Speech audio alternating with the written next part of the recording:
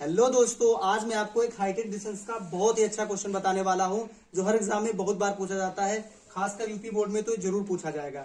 तो आइए, क्वेश्चन क्या है। एक भवन के शीर्ष से एक मीनार के शीर्ष का उन्नयन कोण 60 है और भवन के शीर्ष से मीनार के पाद का उन्नयन कोण 45 है।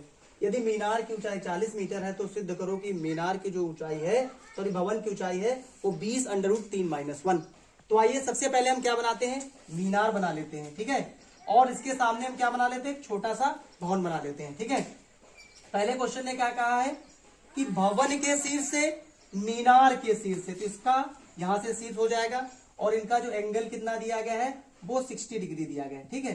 फिर क्वेश्चन ने क्या कहा है कि भवन के शीर्ष से मीनार के पाद का उन्नयन कोण कितना है, 45 डिग्री दिया गया। ये वाला कोण हमारे पास कितना है, 45 डिग्री दिया, ठीक है। और फिर बताया गया मीनार है कितनी ऊंची, ये 40 मीटर ऊंची है, ठीक है। ये 40 मीटर यहां से यहां तक है। पूछा गया है कि भवन की ऊंचाई जो होनी चाहिए वो 20√3-1 होनी चाहिए।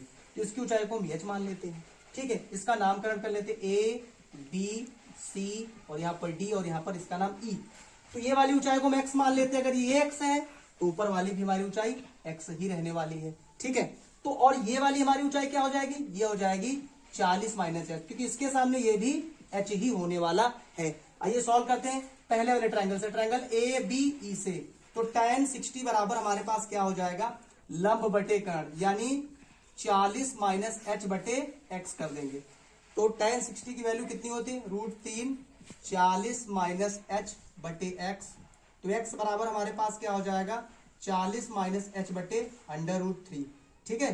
दूसरा हमारे पास एंगल क्या है, एंगल EDC, यानी tan 45 डिग्री बराबर हो जाएगा h बटे x। tan 45 का मान 1 होता है तो 1 h बटे x, तो दोनों का क्रॉस करा देंगे तो h बराबर हमारे पास क्या आ जाएगा, x मीटर, ठीक है। हमें क्या करना है, x की जगह क्या देना, h रख देना है। तो यहां पर रख दो h बराबर 40 - h बटे √3, क्रॉस मल्टीप्लाई करा देंगे तो √3h बराबर 40 - h, इधर इसको पक्षांतर कर लेंगे, √3h प्लस h बराबर हो जाएगा 40, इसलिए h बराबर हो जाएगा 40 बटे, यहां से h कॉमन कर लेंगे तो √3 + 1 हो जाएगा, ठीक है। अब हम इसमें संयुग्मी से गुणा कर देंगे, √3 - 1 इंटू √3 - 1, ठीक है। अगर प्लस है तो उसकी संयुग्मी माइनस होती है, ठीक।